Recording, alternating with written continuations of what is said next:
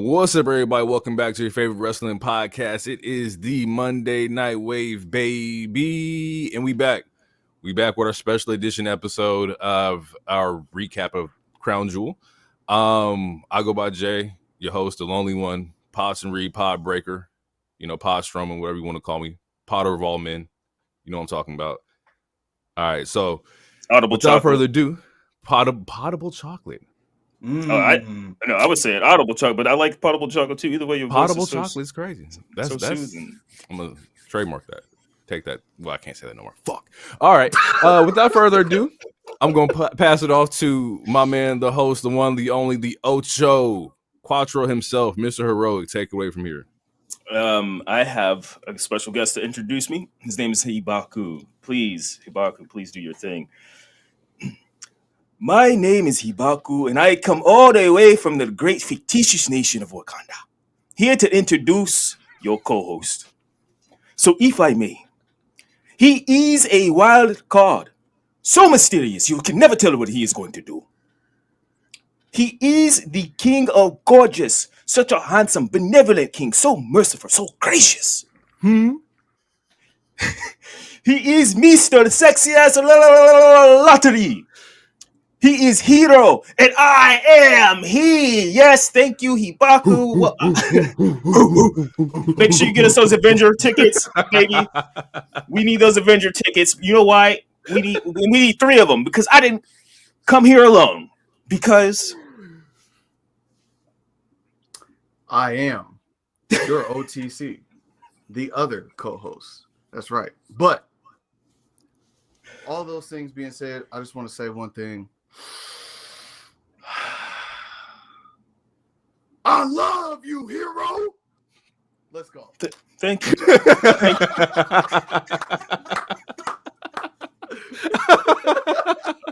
Thank you. Oh, fuck. That's fucking funny. Okay. Oh, fuck. Without further ado, we got our news cycles to talk about real quick before we get into the PLE. First things first, we want to send out our condolences and prayers up to Chris Bay, who suffered a crazy injury at Bound for Glory. So from the Wave, the Monday Night Wave, we want to send out our prayers for sure, man, because that was just absolutely insane.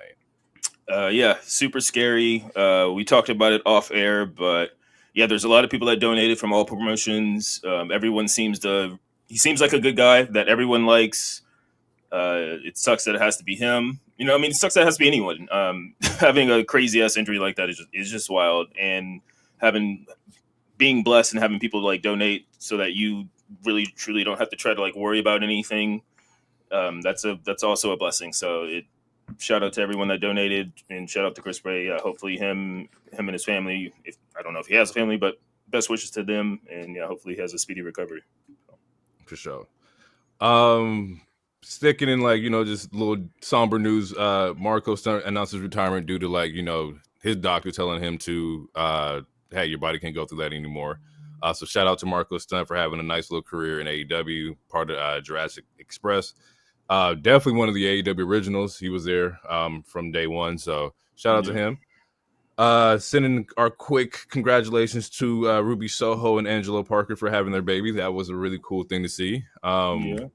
Yeah, on Halloween, I believe. On Halloween, for sure.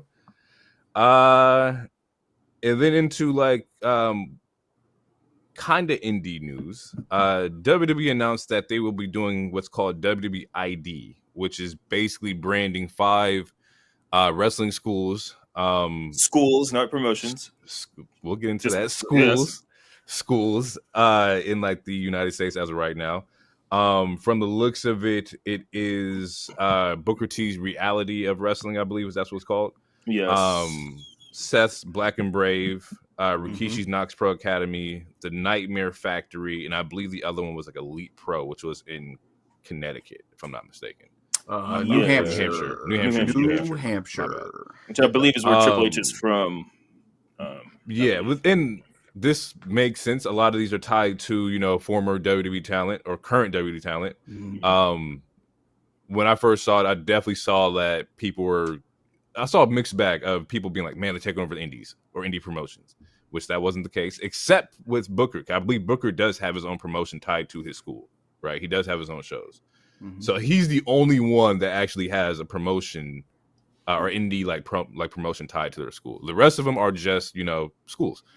Within that, though, they are announcing that they'll be tagging prospects. There'll be WWE ID prospects who will receive funding and support to kind of funnel like their path to like WWE.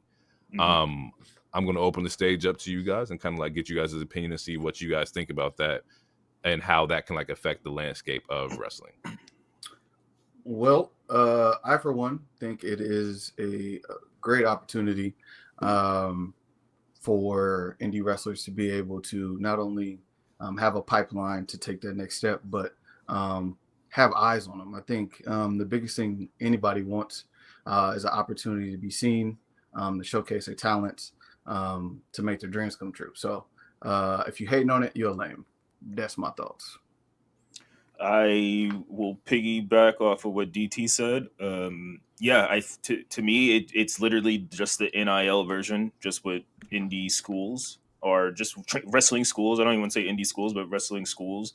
So yeah, if it's an easier way to get your dream job, if your dream job is going to the E, then that's fine. And also, it benefits everyone because they're not going to be tied down. Like if they want to go to AEW or wherever they can, so they don't have to accept the offer if WWE does try to tag them. If they do get eyes on them, that means everyone else is going to get eyes on them as well. So that's beneficial to a TNA or a New Japan or AEW if people are getting the eyes, because we know that the E is a machine, so it's like it'll be all over Twitter, it'll be all over everything, Instagram, it'll be over everything. So those will go on our eyes, and also again, if it helps people. If it helps indie wrestlers or indie stars, living out their car, not live out their car, I support that. I support getting a money. It's I don't like when we choose when it's not okay for someone to get the bag based off of what our preferences are. Like we're fans, and what I saw was just a lot of fear mongering and a lot of people like hating on it or shitting on it, or again just fear mongering. It's like when you see like fans and certain quote unquote journalists react to it negatively, but you see like indie wrestlers throughout the fucking country praise this and be like, thank you, like for an opportunity. It took 20 years for Adam Pearce to get into WWE. It took Motor City Machine Guns to finally get you. Like if this helps certain talent not have to grind as hard, or I wouldn't even say grind as hard, but not like, again, like living out of your car and not being noticed for 2 decades, then I think this is a benefactory for everybody. I do agree with the sentiments of like, this being pipeline to WWE. Like I said, if this is a way to get to your dreams, go for it. I'd love that entirely. I think a lot of the fear mongering comes from the idea that WWE does have or has had their foot in a lot of different things outside of the United States before. In perspective, or I guess in the sense of like the NXT UK, like that kind of like demolished like their indies, if that's what I've been reading. I also want to know what's WWE's part in like the training of this individual talent. Let's say, are they taking, 20% of your merch? What's their cut in giving you this deal? What are you signed to? You signed to a 5-year, you signed to a 4-year. What does the stipulations of these contracts look like? And we will only find out as this process gets more unveiled, later down the line. But nothing comes for free, right? But at the same time, 100% of nothing is nothing. If I got to give WWE 20% of me to kind of like, if they're going to get me to the main roster or whatever, hey, 80% is better than 100% of nothing. You know what I'm saying? Like you are now in a pipeline getting someplace. You're giving 20% of your merch away or whatever that may be, that hypothetical number. But if it's helping you accomplish your goals and dreams, that makes a lot of sense. I'm just interested. I thought I saw some rumors where like, the talent would also be able to sign with other promotions. They'll just let WWE know first, and they will have the ability to like, the restricted free agency that we were talking about in the DMs, to where like, hey, okay, well, we'll give you this offer or we'll let you walk kind of thing. Yep. That seems fine. I guess the only counter to that is that what if they sign everybody, but WWE's not going to sign everybody to this ID branding? Like there's no fucking way possible. No. But yeah, I'm okay with it. This is fine. Like if they get their hands on people who want to go to WWE, this is not the entire school goes to WWE. This is not you're not locked in like that. It makes sense. It just has to be. I have my eye on it. Let's just say that. I won't say anything too negative because I don't know anything. But as of right now, I have my eye on how this process is going to work. But I am optimistic that it will help people get to their goals and dreams and get it back. Yeah, I'm optimistic too. So apparently they already have 5 people already signed to to that deal, but we don't know who it is, and I'm kind of scared of the name coming out just based off of fans. Like, I mean, obviously we know there's neutral reactions, and then there's like the weirdos who are obsessed with whether it's tribalism or whether it's just being weird. And I'm just curious, like, to see like what happens when those names come out and how people are gonna treat them and react to them, because I'm like wrestling. I mean, the IWC, as far as the internet goes, obviously, fuck like the internet, bro. We all absolutely. It's just too much. Just people are weird. You just like we talked about it last week with Samantha and Ricochet stuff. Like, just they're weird. So I'm just I just hope that people just don't start attacking, like, oh, look at this motherfucker, he sold out, he's going to go to the E, he doesn't, he's not a real wrestler, or all that shit, dude. Nobody stays in WWE for life. I mean, very rarely does people stay in WWE for life, right? Let's just goddamn Ghost Rider, hold on. The Terminator. But my thing is that with like the school and people who are running these schools, I don't want any like abuse of power either, to where like, hey, like, we want you to sign here, but if you don't sign here, then you're not going to WWE, like that power struggle, because we don't know what happens at those schools. We don't know how they operate, who the trainers are. We don't know what's being said, but I don't want the abuse of power to happen either. Like, it is a lot of power to tag certain talent, and kind of push who you think is really cool. Yeah. So my worries is power dynamics. We don't want that to happen. We want them to be able to still work their indies. Like, you not working certain people because they're not tagged WWE talent or WID talent would be a little weird too, especially in indies, because you got to get your shit off. And then once again, like, how much of them are they selling to WWE? Like, are they taking your trademark your name or copyrighting your name or stuff like that? Like, what are they taking? Once again, we'll find out all this as like this process moves on. But as of right now, that's all we got about the WWE ID. Goldberg announced his retirement match will happen in 2025. And the fans go mild. Crazy. The fans go silent, quiet. Mild. Nobody's no. You don't see John Cena versus Goldberg in Saudi next year. God damn. The only thing that I am looking forward to for Goldberg is his entrance. That's it. I want to see him come out the back with the security guards, cracking his neck, looking like a roided up cokehead, which is not even possible. Come out, big explosion. Well, it's definitely possible. Come out, big explosion, hit the ring, and hopefully it's Gunther standing across from him, 3 chops, and Goldberg is out of there. You don't want Goldberg to take the title? Goldberg just takes Gunther's title? Oh, no, bro. No, we need a real retirement match. He needs to take that 3-second pin, that 3-second tan. We got to...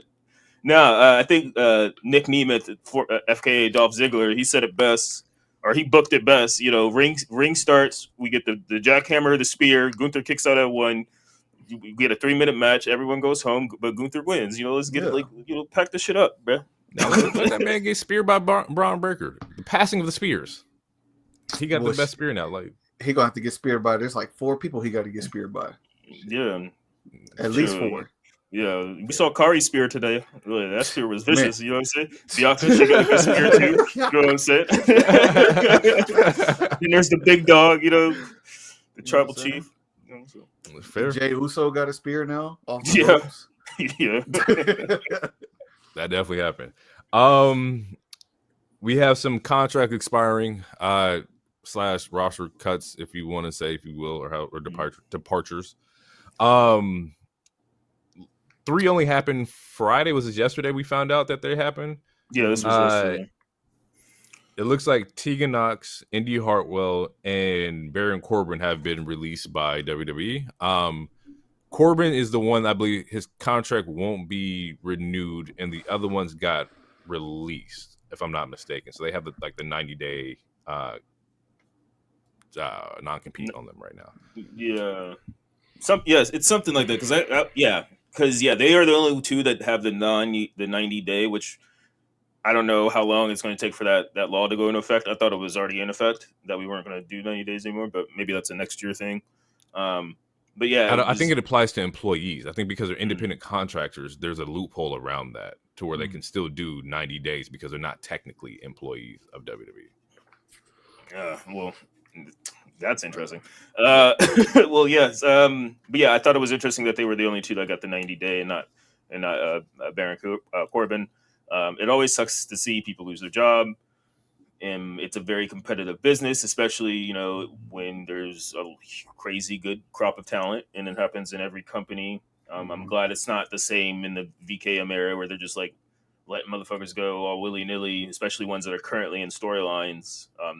Even though Indy did have a match this last SmackDown, she's not in like a current storyline or anything, and we haven't seen Tegan on TV in probably like 6 months.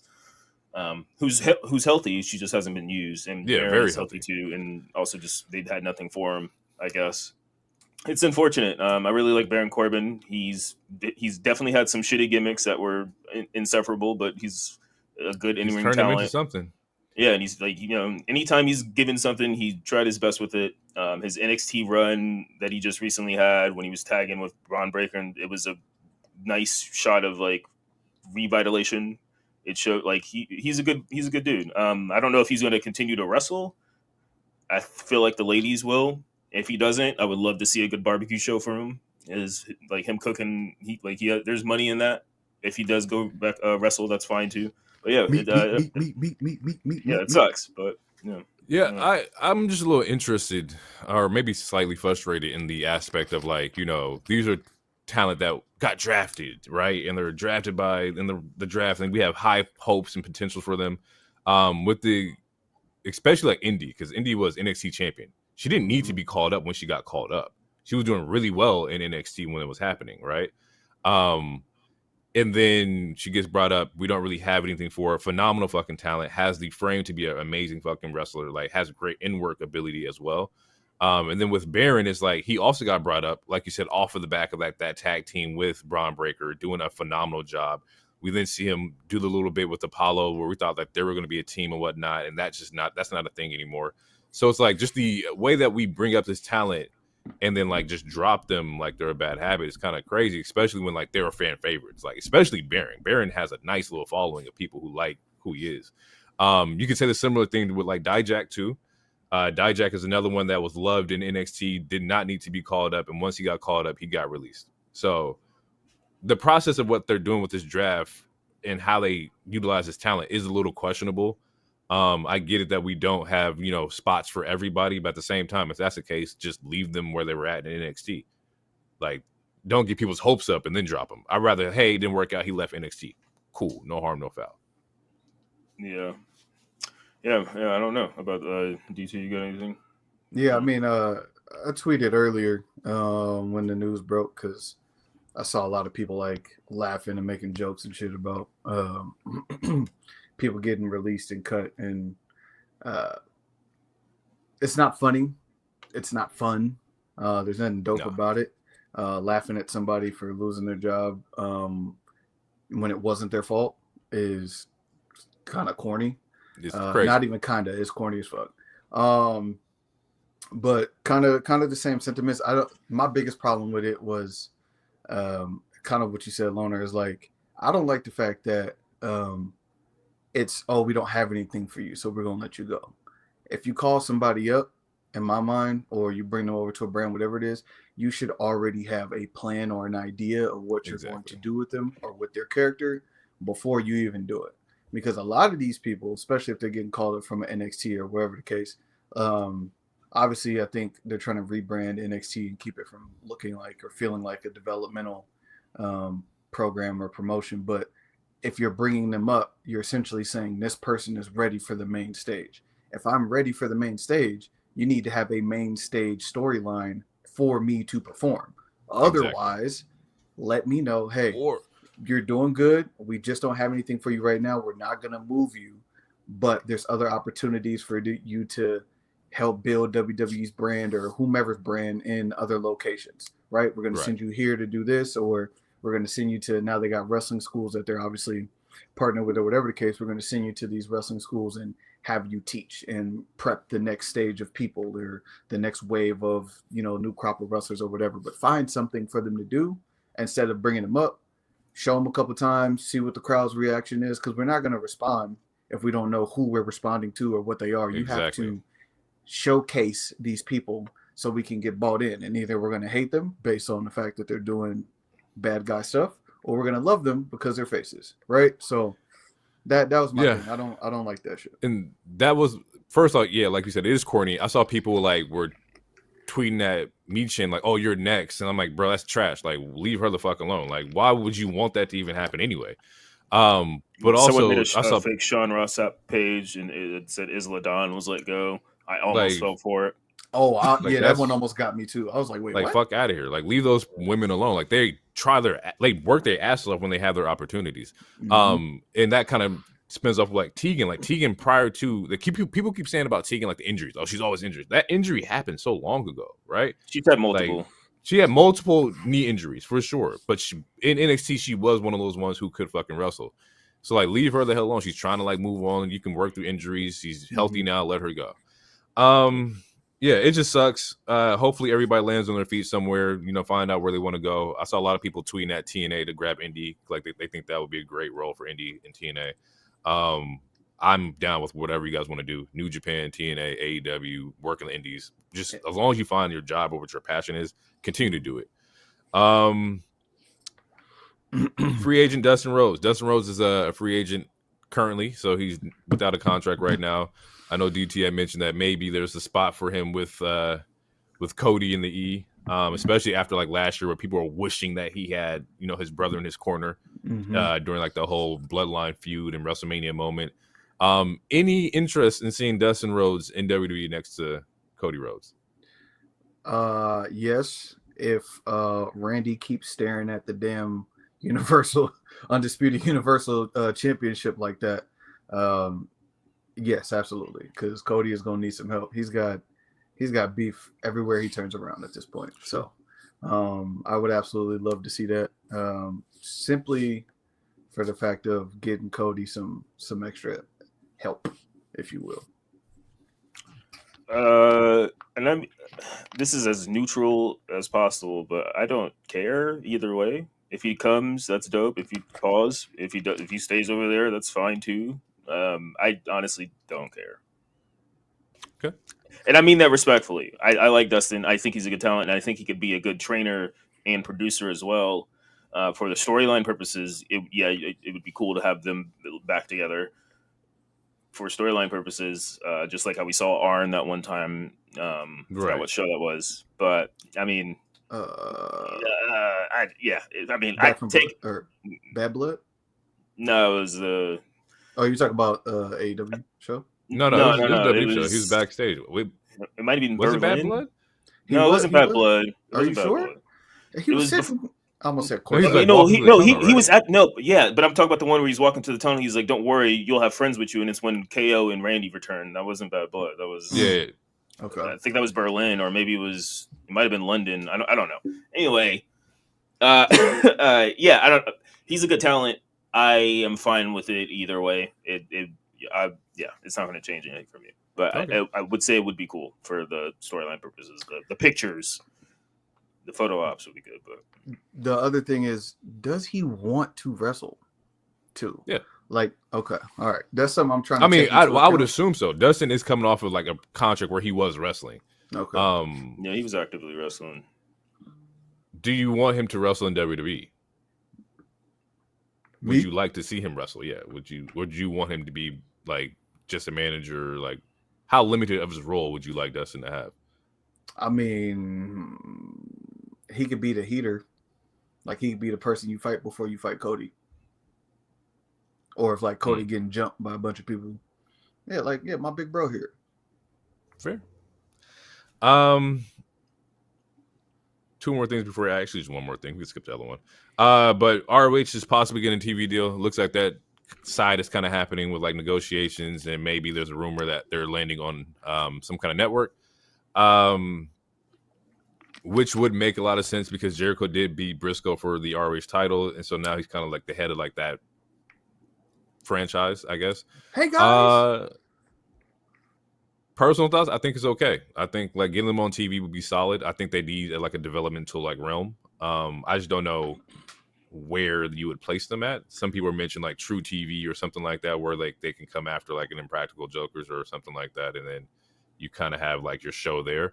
But it also makes sense because I believe like the last episode of like Ring of Honor was like 3 hours. Like they're pushing out a lot of content like really fast like lately. So yeah, I'm okay with ROH getting a TV spot. I'm fully fine with AEW having like some kind of like developmental, as long as it remains a developmental and they don't mix the brands. Like I just need it to be ROH. I don't think ROH is considered developmental. It should be. Well, not should be like not in a bad way, but like we should have places where people can go to like just get reps, similar to like the Dark and Dark Elevations. Like that was really good fucking like time to like train. Yeah. Quick thoughts before you get out of here. Jericho should have never won that title. That's my thought. If they get a TV, if they do get a TV deal, that's fine. I mean, again, if they get a TV deal, that would be great. I think there's certain stars that are stuck there for whatever particular reason. Athena, that deserve to be on. She said she wants to be there. She deserves to be on TV. She does. And again, we talked about this multiple times. If you're the boss, sometimes you got to say, fuck what the wrestler is saying. Like, you are a star. You are one of the better women on all 3 of these rosters that I have. You should be on a show that the longest champion in wrestling right now. Like, yes, ever. Yeah. But it doesn't mean shit if people can't watch it. I mean, it means stuff, but it does it at the same time. I won't devalue what she's doing. It's like she is a fucking star, and I would love to see her on Dynamite, on the main roster and whatnot. But she is doing incredible work where she is at, and she wants to be there. So I can't be too mad at it. It'd be different. Like I'll be mad for you. I'll be mad. Be mad at her. Don't make it seem like I'm mad at Tony. You are a boss. What? Tell her to come to the show. To come to the show that needs viewers. That is your main show. There was somebody that said TK wasn't a boss, and then they got killed for it. But, hey. As far as Jericho and Briscoe, what's his name? Sorry, Briscoe. Briscoe. Thank you. I didn't want to fuck it up. I actually watched the match last week. I don't want to see either one of them wrestle. Whoa. Okay. I did. I listened to the pod, and I was like, I didn't like the match. I thought it was entertaining. I thought it was entertaining. They were bleeding. There was a broken ladder, little heel spot, some help. Yeah, all that. That's great. It just looked like 2 old men. You ever see 2 drunk old uncles fight, and like they go to swing, but they don't really hit each other with the right power, or they miss? They slipping all over the place. That's how I felt when I was watching. I mean, have you watched a Moxley match? Hey, actually, wait, watch your mouth, nigga. What you talking about? The hell you talking about? Hey, next segment. Okay, all right.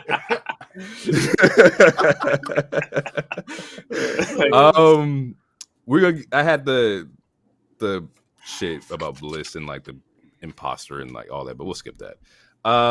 Stop getting scammed, people. That's the story. Yeah, let's just say that. Stop getting scammed. Stop falling for it. Keep the money in your pocket. Keep the money in your pocket. He sent his granddaughter's tuition over to some scammer. Like, don't do that, bro. If I'm your bro, hey, bro, hey, let one of my grandparents send some money of mine somewhere. Shit. Pushing granddad down the stairs. Got me fucked up. Fuck it. Here we go. New York Times reports that a man who was convinced that he was in a romantic relationship with Alexis Bliss gave up about $1 million in retirements and his granddaughter's college fund to the imposter posing as Bliss. So he lost $1 million plus the granddaughter's college fund. Getting scammed out of $1 million is crazy, bro. Like, listen, $1 million? Like, not 20,000, 30,000, even that's crazy too. But $1 million, bro. I'm gonna say something controversial here, potentially.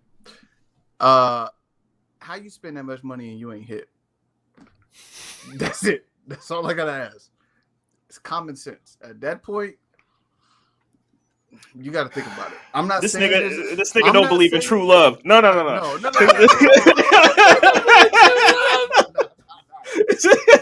I just want to say I'm not saying that there's a price on women's bodies, but what I am saying is if you're in a romantic relationship, if I spend money over, actually, I'm not gonna put the price because I just said I wasn't. But if you spend a lot of money and you're not receiving anything in return, and you've never seen them in person, sounds like mental illness to me. Sorry. I mean, the second part is a lot more serious than the first part. You got fresh and fit DT out here. Fresh and fit DT. No, that's bad. That's crazy. You don't do me like that, bro. No, Fresh and fit I'm joking. DT is nuts. I love women and respect women. I'm just talking about common sense. Just common sense. Look at, I love the niggas clean up. I love women. I respect women. Y'all just, I just want y'all to know. I love the back women. paddle. All right? The back paddle's crazy. This nigga's moonwalking. Man, cover two, safety going deep, backpedaling like a motherfucker right now. But he has a certain point. Like, you should meet these people. You should not be like, and like it was this year that we talked about it on the pod about the one dude who was sending money to, I think it was to live next to his dying wife. You know, that's like crazy, bro. like, wait, wasn't that the dude from Portland? No, this is a completely different one. Okay, Well, there's a dude from Portland. Yeah, no, I think he was the dude from Portland. I didn't think his wife was dying though. Okay, well look, no, she was. That's what. That's what the story was. Yeah, she was. Yeah, which made it even more shady because you're like, yeah, I'm in love with this woman. Did you sit next to your dying wife on the couch? I'm waiting on my wife to die. Nigga, I'll be there at Raw. Wife need medications and shit like they like. Nah, I sent that to live. I'm Daddy Tom. But yeah, old people. You got to protect your old people because scammers are very they hit. They will target. They like to target old people. DT and I were just talking about this a couple days ago. Actually, it like scammers are getting way better. They like to target old people specifically because they're a little more naive and gullible when it comes to like iPhone technology or new technology in general. So like if you have an old person with money in your family, just ask them, hey, are you talking to somebody online? Just like, I don't know, just like, hey, make sure you don't answer certain phone calls or tap on certain links that seem suspicious. Well, it depends on how you bring that conversation up because they might think you ought to get them, and then if they got money, they're not gonna give it to you when they pass. So then that's when you put them in the home because they're becoming paranoid and senile. All right, we're gonna spin out of this for sure. 1,000%. I'm trying to scam people. I'm trying to get gold in the slippery slope Olympics. Just don't get scammed. Check on your parents, your grandparents for sure. Let them know that this shit is not real. All right, before we get into Crown Jewel, because we gonna skip this. We're about to talk about Crown Jewel, everybody, and it's the three of us. Yeah, Clam Jewel. It's the Clam. Yeah, no, that's the adult rated video. Wait, did I watch the wrong show? Yo, Straw, edit this out. Yo, my editor over here. So like, what if we had like 33 minutes? Yo, Straw, edit this out for sure. You listen to it right now. When you hear the playback, cut this. My bad. That's Straw, my editor. That's why I was like, dun dun dun. Like before, it was the Pornhub sound. My bad, y'all. I gotta go watch this show. I watched 1,000% cutting this Straw. Cut this shit the fuck out. So hey, here's what's disturbing is if he was watching that, I was sitting next to him because I was at his house. So the whole time I'm watching Crown Jewel on the TV, he over there watching Clam Jewel on his phone. That's why you wasn't paying attention. That's why our O's were different. Pause. Okay. He think I'm joking. Yo, Straw. Yo, cut this shit. When you hear this segment, go directly to a review of like Crown Jewel. For sure. All right, my boy, I see you. I seen that cash up for all your editing skills. You do a great job. Phenomenal job. Let's get it. Clam Jewel out. Before we get into that, I do have a brief question. Rhea just got injured, right? So we just found out that Rhea is going to be out for a little bit with the fractured orbital one of her orbital bones. Fractured orbital bone. This week, I also watched NXT, so I saw the Julia Stephanie tag team match against Roxanne and Cora, which was fucking fire. Like them women out there fucking going crazy. Here's my question about y'all. Do y'all think it's possible that Julia could win the Rumble? And do you think that it's about time that we had an NXT person win the Rumble? Based on like the way the landscape of the women's division looks right now, we talked about to where like yesterday in the group chat we mentioned like there's nobody currently like who's up next, right? Who's going to be the Liv or to battle Liv? I said Charlotte, maybe too early. Io, maybe not. We're thinking about people. Mm-hmm. Right now, NXT is flooded with a bunch of talented women. So the question remains, is it time that we could see, you know, an NXT talent win the Rumble, which will give us a completely different storyline than what we ever seen before? Because we haven't seen an NXT talent win the Rumble. Mm-hmm. How do y'all feel about like maybe not necessarily Julia, but let's say a Roxanne won the Rumble? Like how? Damn, you stole how would that work? You stole it. I was gonna say if there's gonna be any woman in NXT to win, it's got to be Roxy. Plus, it would be a fair fight because they match up well. You can choose any champion. So I would say Roxanne Perez for sure. Current, she's been doing it. She's in the system. She's proven she can put on good matches. Every time I watch her wrestle, when she did pop up on Raw, she did have a great match. She looked great on TV. So yeah, I would. Yeah, she could be like a sneaky one that throws somebody over the rope. Well, okay. So you asked two questions. So the so the first question I'm gonna say no. It definitely shouldn't be Julia. I wouldn't predict Julia anytime soon. Like if I had to choose between Stephanie and Julia, I would send Stephanie to the main roster first. Just based off of stuff that I've seen. I think there's still amazing, great talents, but I feel like Julia is going to be there for maybe a little longer than Steph. I imagine Steph being called up before Julia. To the second part, I think it would be interesting for an NXT person to win, but it's not going to come. I don't think it's going to come out of nowhere. So, like, if we all of a sudden, let's say you guys said Roxanne, so like, if Roxanne loses, well, she doesn't even need to lose the title first, but if she all of a sudden is just on all three shows or some shit similar to what we've seen with Lash and Jakari, I could see it definitely happening. I think it's something that it's very possible, but I don't think it's going to come out of nowhere, especially in this current era where everything is connected and there's Easter eggs and there's all sorts of like threads that are going on between all three shows. There's an ecosystem, there's like cohesion. So I think it's possible, but I think they would let us kind of like know a little bit. It's very similar to every other person who wins the Rumble. You could like, even though you could always be surprised, like it didn't have to be Bayley, but the way storylines were going, it kind of made it seem like it was for sure going to be Bayley, and then it ended up being Bayley. They could still always pivot and give us a swerve, but it usually it's based off of storylines that are like kind of cooking up. So I don't think it would come out of left field like that, but I think it's very possible. I like the idea of like let's like a Roxanne winning the Rumble because it does the unpredictableness. I maybe don't want to see the Easter eggs. Maybe I'm like, oh shit, they actually decided to put the rocket on Roxanne. Like that would be fucking insane. To kind of pivot away from how we view, you know, WWE. Like we're really good at predicting what the hell like the plan may look like. We may not be 100%, but we're definitely in the ballpark of let's say like 60 to 70% on everything that we talk about. So like that's to just we're tapped go in. We're extremely tapped in. I think that maybe some moves should kind of throw your untapped in people for a loop.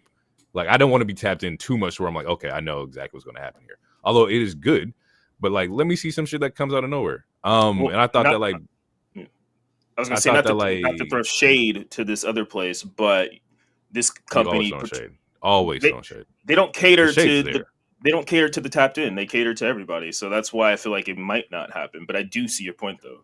I wouldn't. Yeah, I kind of think of it like the high schooler going to the NBA. I think that like that's kind of how I compare like the NXT person winning the Rumble. However, the reception online may be a little different. I don't think some people be happy, but other people be like, yo, should have been Charlotte. It should have been Jade or Bianca or Rhea or whatnot. I think by creating a star out of NXT immediately, you automatically put them in a certain position to where like they should like be able to succeed. But yeah, that was my question.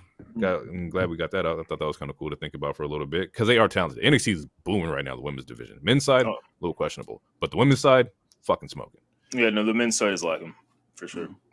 Maybe that's why. Except for Oba. Shout out to Oba. Yeah, well, Oba yeah. Trick, yeah, like them two is. Yeah. Let's get into it. Crown Jewel. First segment is OG Bloodline versus New Bloodline. DT, this is your realm of Bloodline angles and shit. You are a resident Bloodline member, so I would like you to take point on this. What you got going? How do you feel about the entrances, the presentation? Take it from start. What you thinking?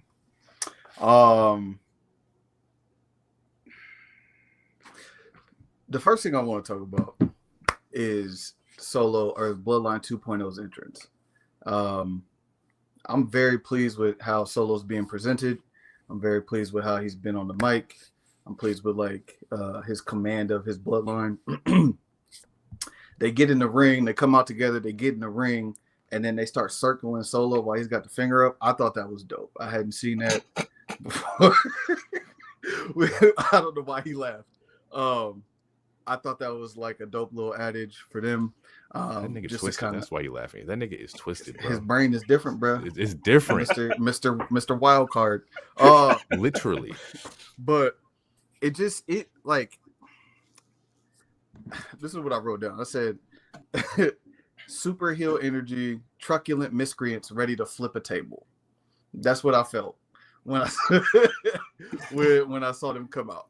Like, so you the TI of this podcast also? You just throwing big ass words in it? Hey man, the stores. Random words don't mean shit. This interdimensional protractor and a Superman. What, nigga? This thing is stupid. So then obviously Roman comes out, and I'm thinking they're gonna do the normal one person come out and then stand at the ramp, and then the other person come out, whatever the case. Jimmy, Big Jim Moose, curbing on curbing. No. He come out with Roman. They put the ones up. I'm like, okay, they finna switch to Jay's music. Nope, they get all the way in the ring. And then it's a little hush. I'm like, oh shit, Jay's about to come out by himself. And sure enough, and the crowd explodes. So I'm thinking he's about to come from the ramp. Nah.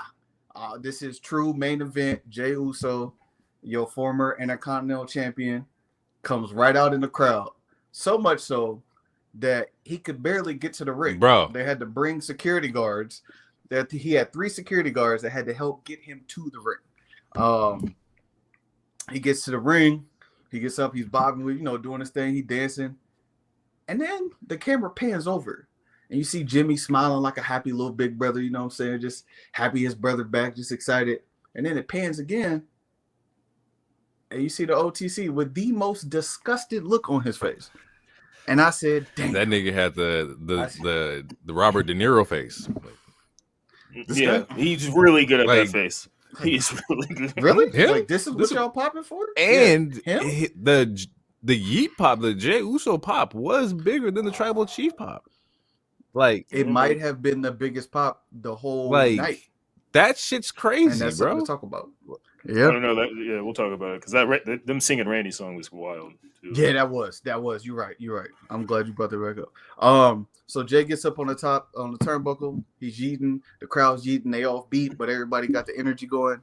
And then the camera pans again back to Roman, and Roman is like, "Really? Okay, enough. Come on. Like, get your ass in the ring. You're doing too much." And I'm like, "Damn, there's still gonna be some cracks through the match." Now, pause. We get into the match because, quick little backstory, because we didn't talk about SmackDown or whatnot, but they had a segment on SmackDown where Jay particularly comes out and kind of like exposes his heart to Roman, right? Tell him like, we equals now, like you manipulating me emotionally, mentally, physically, and whatnot. Mm-hmm. And then all this nigga Roman said was yeet. Like this man exposed his whole like heart out. It's like, so what you how you feel about that? Yeet. We good. Like I'll say whatever I need to say in order to get you in the ring, kind of thing, to get you on my side. And that's what it kind of felt like. A little emotional manipulation was still there. The old Roman may still be there, maybe trying to play coy. But resume. Yeah. Now we're in Saudi, and you know he's in the ring looking at Jay all kind of crazy and whatnot. Match wise, they get how we feeling? Like what? I thought it was a very entertaining match. I will definitely say that it was very entertaining. Yeah, it was a good match. I didn't take issue with the match. I did see quite a bit of tweets saying it was a sloppy match or it wasn't that entertaining. Which is interesting because if you step back and look at it, the Bloodline matches, they follow the same formula for the most part. Yeah. There's always going to be a ref bump. It's going to be some shenanigans. But when you got 15 family members you're trying to fit into a 30-minute segment, you got to do some stuff. Correct. So a couple of things that really stuck out to me, or really I guess the one big thing is, or two rather, sorry. Jimmy and Jay, even though they've been apart for a year, they twins, so it's obvious, but they were moving in sync. They're synchronized for the most part with a lot of their tag team moves. Then it gets to a point where Jim is not on the apron. Jim is on the apron. And the crowd is screaming OTC and we want Roman. Jimmy is hemmed up and he's looking to make a tag. The crowd is screaming. Roman puts his hand out, expecting a tag. And Jay looks at the hand. Does not tag this man. Tags his brother Jim. And in that moment, I was like, damn. There's still cracks. It's still gonna be cracks. Yeah, I love that. Which they have to do it because they sped this up. They sped this up a lot faster than they probably should. But cool. So we get the cracks in the Bloodline, going back and forth. Roman finally gets in the ring with Solo. They duke it out for a little bit. Then there's a ref bump. All hell breaks loose. Everybody's in the ring. The biggest thing that stuck out to me in terms of Bloodline 2.0 is Solo is in full control. He was telling who to tag, when to tag. When he wanted Jacob to let him in the ring, he pointed to the rope, like, you push this ring down and let me in. I'm your tribal chief. He slides in. Like, there was nothing that Solo wasn't in control of that entire match. I think that's the really good detail of, like, you know, what they're trying to tell you here is that, like, while you want this OG bloodline to come back, this new bloodline they evolved. They're in sync. The synergy's there. Like, what you're looking for in this team actually has over here, but you just don't want to root for Solo. But I definitely paid attention to that. Like, especially at that tag spot, because the moment that you mentioned where Jacob does come over and he's like, tag me. He immediately tags him. He gets him in the match, and like they're running. Solo is for sure tribal chief. He's in control. As much as you don't want to say it, like he has the pull. He is.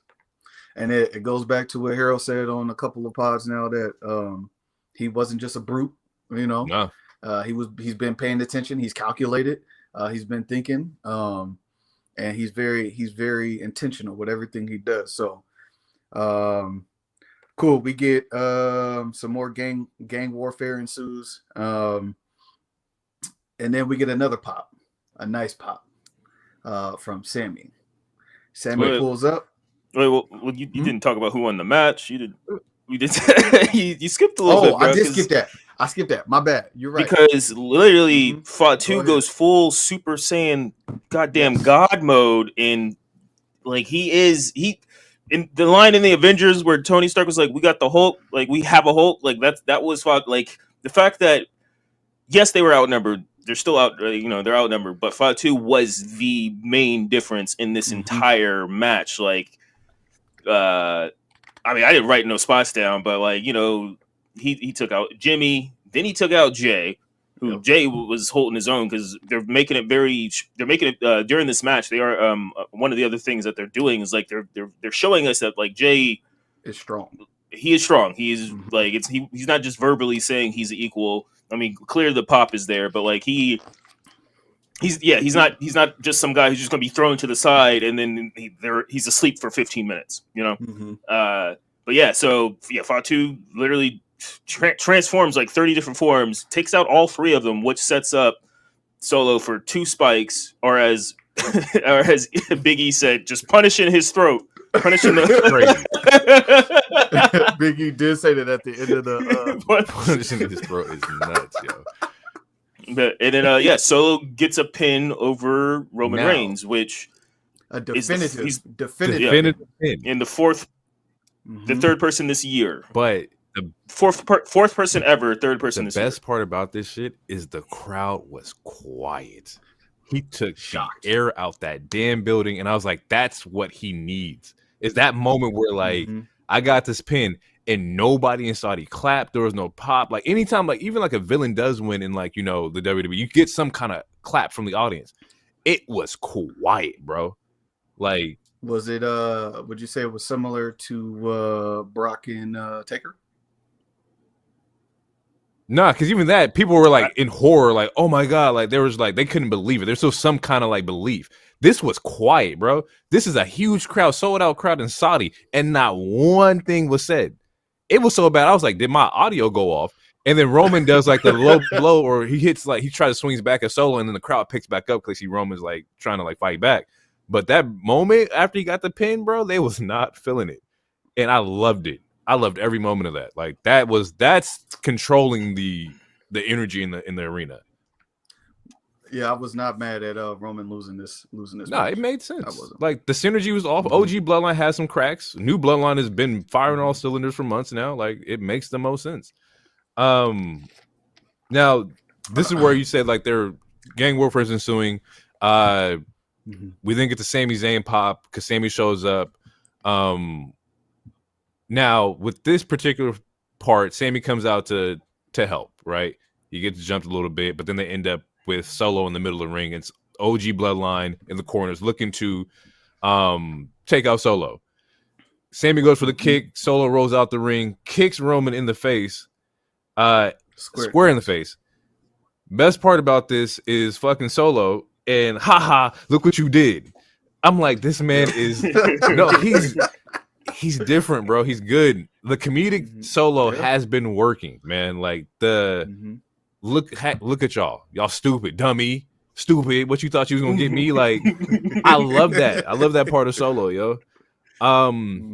Same. But he's grown. He's grown a lot, yo. And I didn't expect that collision. Like that collision that Roman and Sami clash. That shit was that shit was cool as fuck. It took me off guard. I was like, because like usually when you see that spot, that's when all 4 people get their shit off. Yeah. But like, yeah, no, it was it was like a beam struggle for a hot second, to make it a bad analogy. But yeah, I thought the collision was dope as hell. And it sets up further storyline. And to piggyback off of what you guys both said, like, yeah, I think New Bloodline should have won this because, assuming we're getting a War Games match, which just it's been looking like that for a while now, for months actually. It makes more sense for the faces to win that, in my opinion, and that's when you get The Rock come out or something, and then whoever. We'll get to there when we get there. But yeah, to me, storyline wise, it makes sense that. Can you have OG Bloodline, or do you have OG Bloodline lose? Because once again, you still ain't got the chemistry we got. And maybe like that is the one. Maybe like Rock does interfere and like gets on Roman, because the last time we seen Rock was what was that? Atlanta. Yep. And they haven't really talked about that either. They showed the clips of what happened, but they haven't talked about the Rock and his involvement and what he actually meant. But that would make sense that he would pop up at Survivor Series. Maybe he interferes in the match. Maybe Solo's about to lose, and then we get a Rock bottom out of nowhere. A ref's going to go down in War Games. Actually, it's War Games. Everything's like legal. Yeah, there's no need. Yeah. So it's possible. I would honestly like the idea of New Bloodline beating them, and then it still builds up more heat going towards Rumble, Mania, kind of like season and whatnot. But either way, it's fine. Yeah. One thing I wanted to point out through all this time, Roman keeps taking feet to the face. Every time something big is about to happen or happens with him or a turning point, he gets kicked in the face. He either gets a chair in the back or he gets kicked in the face. So that's just something to keep in mind.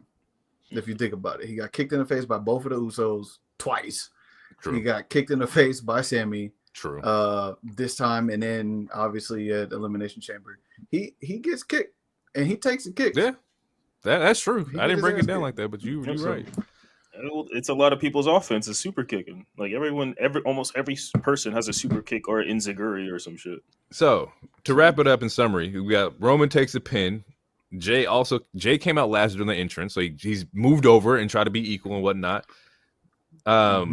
He gets kicked in the face by Sammy. But it seems like maybe there needs to be some kind of order, right? Maybe perhaps we're missing a wise man to kind of like tie this all together. Maybe that's what the missing piece is. I think that is the missing piece. I think, and we got 28 days until War Games. They can make it happen. They can make it happen. And then once Heyman gets involved, and like once we get a Usi Juicy or some shit, they'll be in sync, and then they'll get the dub, or they won't get the dub because Rock shows up finally or something. But it depends. I smell what you're cooking, Loner, and I think we need a high. DT's my counsel, but they need the wise man. They need an advocate. Yeah, definitely need an advocate to bring the group back together, kind of show y'all, or tell y'all, remember who y'all was. We ran stuff. Now we got the fatal 4-way match between Damage Control, Jakara, and Lash, Chelsea, Piper, and Jade and Bianca. This was also a fire fucking match. Fire match.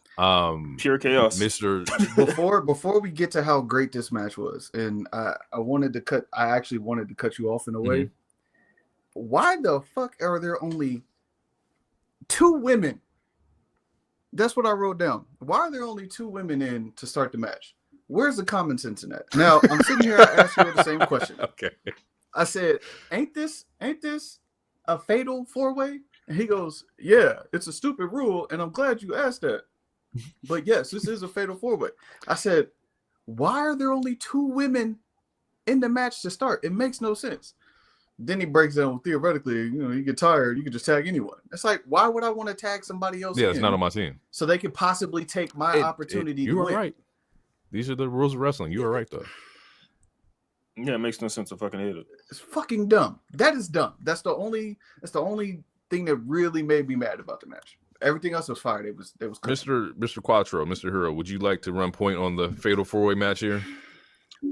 Sure. I mean, there's really not. I mean, I literally only wrote like one sentence, and that was pure chaos.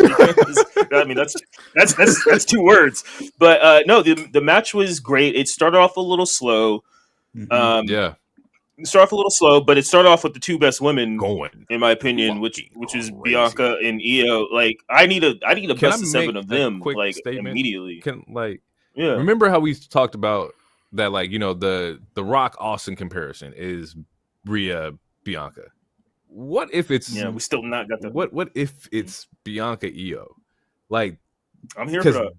They are in sync, like on nobody's business, bro. It's so fucking crazy the amount of good matches that they put on together. As much as I love the idea of Bianca Rhea, I think a more accurate description might be Bianca Io. Like, they are light years out. That opening segment of this match, bro, cook 1,000%. It was great. Don't miss. It was great. Yeah, no, they have not missed. I mean, there was a match in Portland. Anyway. So it was a good match. It was kind of hard to pay attention to who was legal and who was not until like at a certain point it got to that limit, and that's when we started to get into chaos. And it was every woman looked great. All the suits were all fire. Mm-hmm. Man, we got some. Kairi Sane was amazing. Honestly, probably my MVP. Besides a Bianca, just because, like, man, those elbow drops out of nowhere, bro. Like, just was heat. I love Kairi Sane. Chelsea was a great, like, she's a star. She totally gets it. When she said she wants to be the female Miz, like, I see that for her, and I see even a little better because, Chelsea, she gets it. Piper looked great. Lash Legend looked like all 8 women looked great. This was honestly. for me, it's between this and the male triple threat.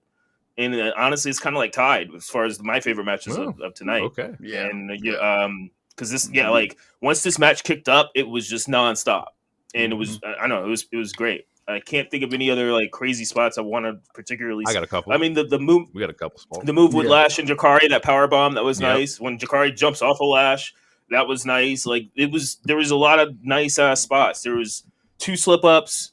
But whatever, like Io made those up easily because she did a slip. That's fine. 3 seconds later, she had a sexy ass missile drop kick. It was all forget it, whatever. So, I don't think there was off the top of my head, there wasn't a spot that Lash Legend was involved in that was not awesome. I think everything she did in there, she needs to be on the. To me, she need to be on the main roster. Okay. And I wouldn't do the theatrics of we calling her up, we doing this. Just put her there. She's there now. She's there. She's been there. Her and Jakara have been there for the last month. Just bring them up. You talk about making the women's tag team. Yeah.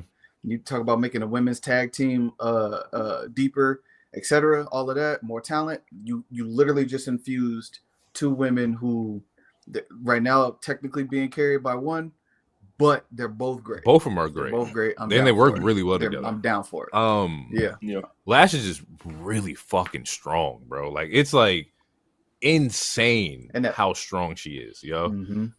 There's the military press spot where Jade's like carrying Chelsea, and like she just throws Chelsea into Lash's hands, and Lash just takes her and just dumps her off like that. Like she's too fucking strong, bro. Like she's so. Oh man, the strong. back and forth with Lash and Jade. Yeah, the one that you clipped, that you posted or that you shared. Loved it. Fire, like, bro. Just man, and then we had Daff in there. It was just there's so much good blood, so many nice black women in that match. I love it. Yeah, but she was slapping the jewels off her. Bro, that shit was fire. Bro. This match was definitely well deserved with the awesome chants. They started off slow, but the crowd got into it. And I was noticing like when they came out, like there was really like not really a pop for like the women's entrances and whatnot. Like they weren't too loud. It's because they're women. Yeah, I mean, it's because what they you're right. You're right. Nigga, but you see, they couldn't deny. They couldn't. That's the point. Why I'm getting to is that they couldn't deny that this match was fucking dope. All the spots were really solid. Like I said, the minor botches, like even with that, my MVP of this match was Io. I think Io had a lot of like synergy with a lot of different like tag teams in this match. Io's good. Absolutely. Yeah. Match finishes with Jade and Bianca retaining. Which is that an issue for the group? Does anybody have any objections to that? No, no. Oh, go ahead. Okay. No. I'm gonna say yes and no, and the only reason I'm saying yes is because of your previous question about since Rhea's gone, the lack of talent on the Raw. So, I don't want to say lack of talent, but like the lack of star power on the Raw women's side. This could have been an opportunity to split up Bianca and Jade, so that way like one of them could go to Raw. But also at the same time, I can see there's a couple. I'm not even gonna say that. I can see why Jade is still in the tag team with Bianca, and I'm not mad at it. And they're still elevating those titles so that, again, similar to what Gunther did with the IC, or even what Miz did with the IC, like they're making it a little more prestigious. Prestigious, and that way when they do lose, hopefully it'll be for a good team, and they'll put that team over. Yeah. So, I didn't have a problem with them winning. I did want before the match, I was like, I would like to see Piper and Chelsea get it, and like they get it based on like Chelsea getting knocked out and falling over on somebody, and then gets a 1-2-3 count, because that would be Chelsea-ish, right? Like with the way she's been in the ring and stuff, and then she can still celebrate and be obnoxious and all that stuff. But that's who I wanted to win, but I didn't have a problem with Jade and Bianca winning, because when you see them, they're physically imposing. They're both strong as hell. Star power's crazy. And Bianca is Bianca, and you put them together in a long, the long TV shot. They just stand out against everybody else. So Yeah, I agree. I'm not mad at who won. I do also believe that, like you said, like maybe the split would have came because you don't have, the talent on Raw side, but this is also the moment where you can create somebody. Like, let's try to push somebody. Yeah, I loved it. Nothing bad to say about that at all. Like I said, Jade is fucking growing, but Bianca is just, she can be anything, anywhere. Yeah. From here, we're gonna get into. So I hit the reading rainbow. You can do anything. I like that. That nigga's a legend. I love All it. right. Hey, yeah. Shout out to LeVar Burton. You know what I'm saying? Bronson Reed, Seth freaking Rollins. Reed pops out in the MF Doom attire. Shout out to Doom, Rap Snitches. This one's really cool for me because it's just hip hop oriented, man. Like, he's a huge hip hop fan. Doing this, on like the anniversary, like MF Doom's passing, really, really fucking dope to me. I thought that was tight, bro. But this is not my segment to talk about. Hey, Jericho. Oh man, whew. Hey, all right. So this match it starts straight to the violence. Before the bell even rings, Seth doesn't even let him get his full entrance off because he immediately attacks him at the ramp. I'm here for it. Come on now, you can't be meowing like that. Sorry, my cat's out. Oh, time. Oh. Because y'all missing something big. Real quick, Seth comes out in Space Jam 11s. Now, the last 2 years I've been watching, I have not seen Seth wear Jordans ever. Yeah. Even the cat agreed. So, even the cat was like, "Yeah, I ain't seen it either." So he was about to be hooping, but that's all I wanted to say. Go ahead. I got some other shit. Oh, during Seth's entrance, which his top half was given Missy Elliott, to me. Y'all know the video I'm talking about with those weird ass guys. Yeah. When DT saw the shoes, he's like, "Are those Jordan 11s?" And he's like, "Show me this nigga's feet." Bro, I was in awe. No, I couldn't tell I couldn't tell if he's wrestling in low top 11s. Like, if this nigga wrestling in lows, he's fucking crazy.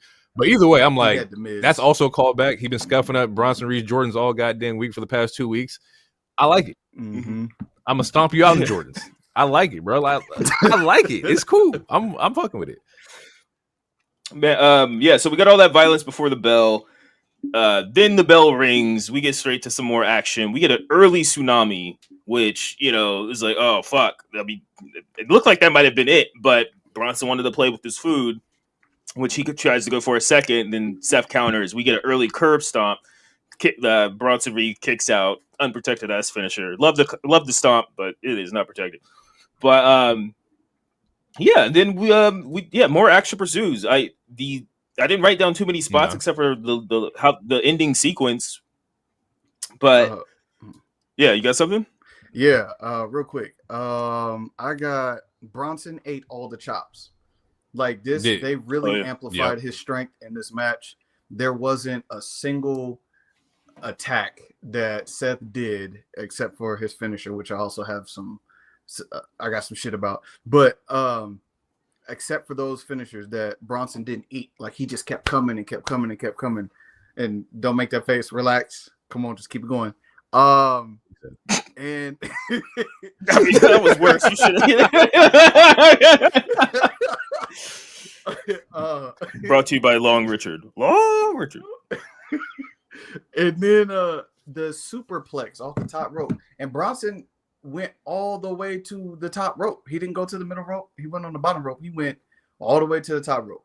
And it sounded like something broke when that happened because it was there was like a do like there was something. I was like, reinforce the ring, nigga. Like, what the fuck? Like, I thought the cameraman failures. Like, there was if you rewatch it, there was a sound after that suplex. Like something broke. Something happened. Yeah, something broke. He's a big boy. Somebody was late on their cues when they dropped the boxes. Sure. Oh yeah, it was a callback. That's right. Yeah, that's right. So yeah, Bronson. There's a point where Bronson grabs the stairs, and they're like, "This is going into the DQ," and he's like, "You don't care. It's about the vibes at this point." And then that sets up a stomp on the stairs, and then DT. You want to go through the finish?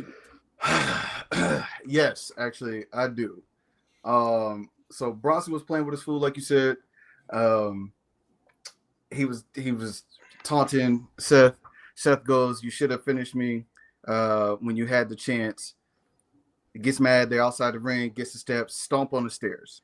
Rolls him in the ring. Stomp in the ring. Oh, but Seth is not done yet. No. Super stomp off the turnbuckle. Bronson Reed is busted open. And then I got to thinking, I looked right at here and I said, how many finishers does Seth have? 1, 2, 3, 4, 5 plus 5. Because this shit's impossible on WWE 2K. Okay? You can't do a super finisher after you do 2 other finishers because it costs 3. So I need to know specifically how many finishers does he have in stock. Let me turn down my volume. It's because that nigga was locked in. That's why. Seth was locked in. He wore those Space Jams because he was hooping, locked in. That's what that's what I'm talking about. And I don't want to hear nothing about the wrong guy won. Nah, because Bronson still looked like a star, and more than likely Bronson's going to interrupt on Raw anyway, and the feud's going to damn continue. I don't want to hear that. Let me get into that. Let me take it from here. All right. First off, I do like that. Your boy was locked the fuck in. He was hella locked in. I also think, you know how Roman got his Superman logo? We need Seth with the Stomp logo on like a track jacket. Oh, I think that yes, like Seth man would be. Fuck. I like that. Might look too close to a Shaq logo though, but I'm rolling. It depends how you do it. But we'll see. One of the spots I liked in this match was the fucking the spinning sit down powerbomb. You know I love powerbombs. The Bronson Reed spinning one was fucking dope to me. That shit was hard. But to talk about post match, yes, Bronson popped up, looking this man dead in Seth's face, and Seth is mouthing the words, "What the fuck is wrong with you? What's up, bro? Like, what you on, man? Like, you want some more? You want but he's saying it, but he also kind of scared, you know, like you whoop a nigga as you like, what you want, bro? You want some more? And you don't want none. Seth didn't want none after that. Which he backed out. He got the fuck out of there. All right. Yeah, he's like, the same thing will happen. He said it 3 times. The same thing will happen. The same thing. It was more like reassurance. He's like, it'll happen again. While he's backing up, bro. So like, so the camera also pans to Bronson, and Bronson's like, yeah, I want more, like right now, like right after. After and overall the shot with him like getting back up and just standing, like the blood is like almost leaking from his temple. It makes the kaiju effect like look so much cooler too. My note was cool Bronson is on that super soldier serum. He is unbeatable. But I like it. I was thinking like, oh man, like, you know, based on the way that they are interacting with each other, we're probably gonna get like maybe something happens on Raw. I wouldn't be mad if they ran this one back too. Like, this was great. I do understand the idea of having Bronson win, but the way that the ending did work, like you said, it made him look mad fucking strong. He didn't look weak. He wasn't sitting there like laid out. You didn't slay the monster. You survived the monster. You survived the first phase, but this is a Dark Souls fight, so you know the next fight is going crazy.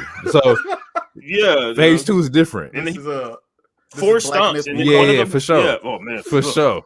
Yeah, four stomps, and one of them, you know, one of them took a steel step, which he still got out of that pin. Like he ate that, and still like, and there was the one on Raw was it last week or whatever? He took a stomp on a car, and then he was back up throwing trash cans and shit. That's what I want. That's what I want out of like the monsters, bro. Make them feel like, oh shit, bro. Like he does not die. Like he won't. Real quick, I would say that this was obviously this was supposed to be the match that was supposed to happen at Elimination Chamber due to like other circumstances with Bronson's wife, and I forgot what happened to Seth. I think he got injured or some shit. But Yeah, this was the match we were supposed to get the last Elimination Chamber in Australia, and I feel like it sucks that we had to wait this long, but this was a really good match. It wouldn't have hit the same based on like the things that have happened before this match, like them brawling, the production truck like spots on Raw, like it makes the most sense. The fucking original tsunami spot where he's doing the 6 tsunamis, like all the build up to this match made the most sense, and it felt good. Like this, I was pleased. This is my match of the night. I loved it. I felt like the emotional investment matched what I got. I loved everything about this. Seth got to hit him. With a car. No, that nigga gonna eat that too. It's going 3. No, you gotta pull up the blicky. Eat that too. No, he gotta hit the production truck. Get in the truck. Drive that bitch off, bro. It's going 3. It's going 3. So matches. here's my question to that. Is that like, Survivor Series is coming up, right? I would love to see a rematch happen, but also at the same time, we did get Easter egg nods to Seth and Punk. Seth versus Punk can be a thing that you could do at Survivor Series. It is a little quick to do that build. I think, like you said, we only got like 3 weeks to do that. I don't think you want to do that at that time. Mania. But that's a Mania match. But this is a time where we can start like flirting with those lines. The real question is if that feud is going to have a title or not, because there's a lot of people that are speculating that Seth is going to get this title back so that feud can have a title. I don't think it needs a title, but there is a possibility that we might get Seth and Gunther, which we still have yet to get that 1v1, and then Seth eventually. And let's talk about that, because they announced that there will be the fatal 4-way match, or for the number 1 contender spot, which is Ray, Priest, or not Ray, it's Seth, Priest, Dom, which is why I said Ray, Dom, and Sheamus. And one of those winners, or out of those 4, one of those will go on to face Gunther and whatnot. So it's a possibility that it still could be Seth versus Gunther for the title. But my question is, does the Punk versus Seth need a title? I don't think it does, but I can see if they wanted to do that, I can see why they would. But I don't think it needs it. One of the reasons I don't think it needs a title is because in this feud, Seth is more than likely going to be the heel. And then we would have to see Seth get the title and then go heel after beating Gunther, who is already an amazing heel champion. Because Seth is definitely going to be heel in this feud. Whether it's even if he is the righteous heel, like a la of Kevin Owens or whatever. But he'll definitely be the heel. So, but it doesn't need a title. But if it happens, I don't know. I don't know. We'll see. Just think about WWE's philosophy when it comes to like, it's always babyface versus heel. Like Punk is unironically the babyface all the time.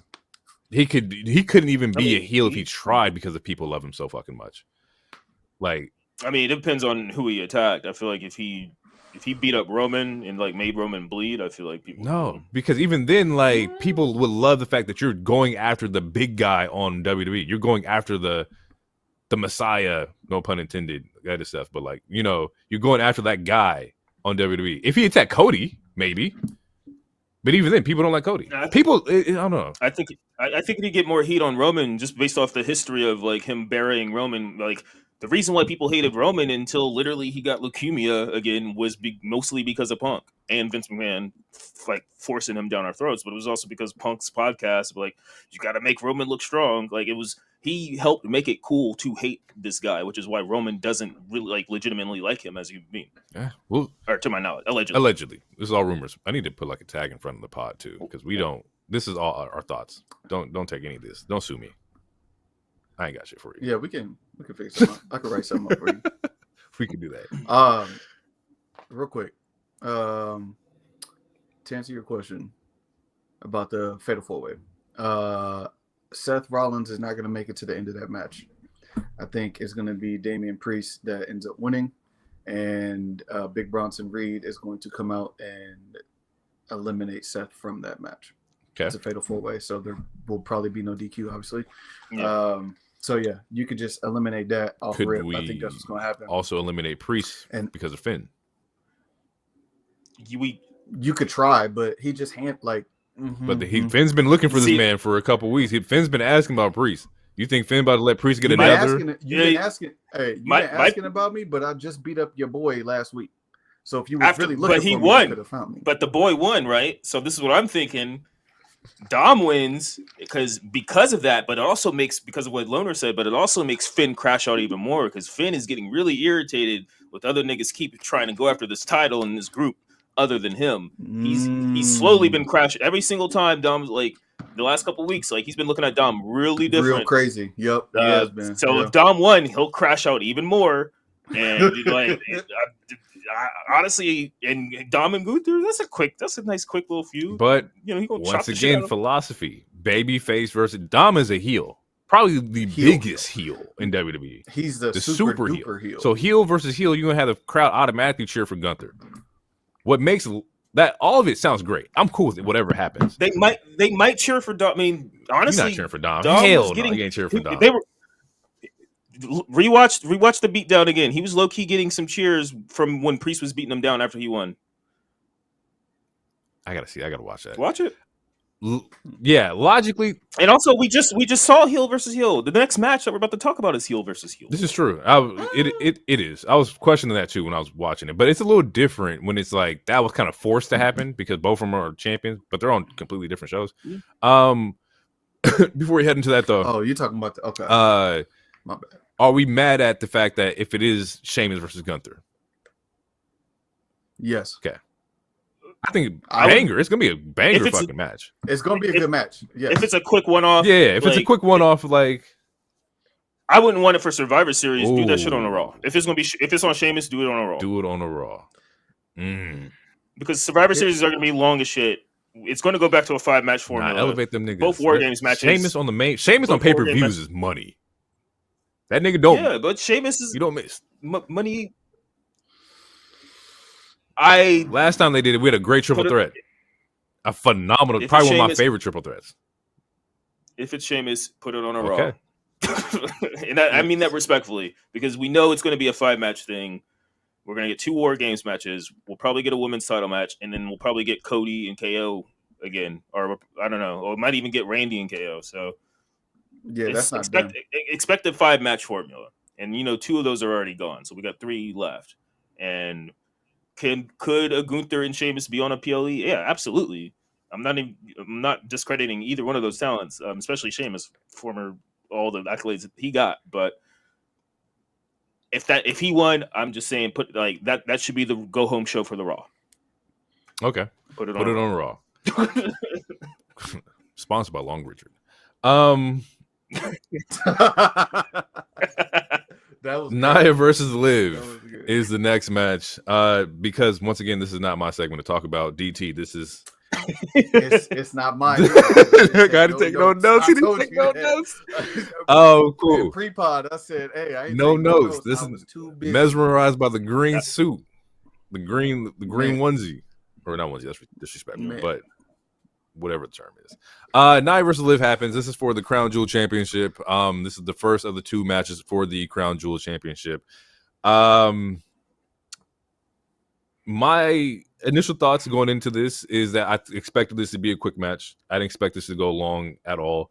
I also knew the shenanigans were coming, which is one of my gripes with this match, is that like it's the same shit that we get a lot of the time throughout SmackDown and Raws, as far as like the interference and everything. But overall, I did enjoy what they were trying to do. There were some spots that were really cool. Liv ends up like climbing Nia's back, where she stands on Nia's back, and Nia turns that into a Samoan drop. That shit was fucking hard. I believe there was also like another was like a super Samoan drop where she tried to do or something like that. Yeah, like off the middle rope. Like solid match. As far as chemistry, they did the best that they could. I knew going into this like they're just limited. Once again, complete size difference. My issues come in because now we have Tiffy who comes in for like the cash in, right? She bumps down the ramp, looks like she's about to cash in, talks to the ref. Ref asks her she wants to cash in, and then Nia's like, "What are you doing? Time and place. What are you even doing? Go home. Get out of here. Yo, like nobody's dead, nobody's down. Who you gonna pin? Go." Tiffy kind of changes her mind, comes back down to the ring. This is what prompts the Judgment Day to come out, or Dom and Raquel, and now we get Raquel stopping Tiffy from going in, Tiffy from cashing in. It's just no true. It was a lot of a shenanigans. lot of shenanigans, bro. I'm a little fed up with the shenanigans, especially for like just Liv side, because all the Liv shit is shenanigans. It's because she's tiny. That's bullshit. All her opponents, and she's all a her heel opponents, in a bro. gang. You're a And heel once in a again, gang. Your gang If is going you to the heel, help. you go hit that. You go take this. No, Hey, same way. Dude, what's the point of a gang? At some point, you got to be the boss of the I'm game. You got to take a crazy hit. Go hit somebody. Judgment Day has no leaders. That's the whole point. Didn't you listen to Finn? he did say he was tired of being a sidekick. Oh fuck, man! It's just a lot of shenanigans. Also the pump fake with like the cash in. It's like, will we? Won't we? I'm tired of it just a little bit. Yeah, at least with like no the direction, pump. you know, because currently they keep like trying to like misguide you with who she's going to cash in on, and we know it's all going to be Nia because that's she had plenty of opportunities to take it on Liv or take it from Liv. But just the whole misdirection thing, the will they, won't they, just a little fed up on that end of the spectrum. With that being said, though, Liv does end up getting the win in this match, and she is the first Crown Jewel champion. And on that side of it, I feel like it is well deserved for Liv. Liv Morgan as the person is a phenomenal fucking person. Great talent. She does what she's grew a lot. It's just more so for me and Liv's beef or Liv's run has a beef. It's just I wanted her to be a more definitive like champion. I want to have one match where you like, oh damn, she fucking did that, or she played a huge integral part of the outcome of the match, and not necessarily like the Judgment Day playing the integral part. When it's somebody her size, I promise you, and that's fine. But we can do that. But if that's the case, do that where it's like, oh, a Lyra, like she can battle Lyra, and they're the same size. Like I'm okay with that. She's not beating Lyra clean. I do not think she's not beating Lyra clean. Absolutely not. I don't think Liv is going to beat anybody clean. I think that's part of the character. Roman didn't beat anybody clean except for Matt Riddle in 4 years. That whole Bloodline run, Matt Riddle was the only person he beat clean. I just feel like that was 4 years of that shit. My point is just like when you look back in the history books of like women's champions, I wanted to be like, oh damn, Liv had a solid run. This was a great run that she led, and not that was led by the love angle of her and Dom or the Judgment Day or whatever. Like, But okay, so are runs about the wins and losses, or are runs about the storylines? I think it's a little bit of both.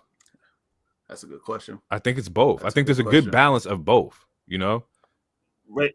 Well, she hasn't had any bad story. Like her storyline's mostly been attached to Rhea, and then that's a hot storyline. So like you can't say she has a bad storyline.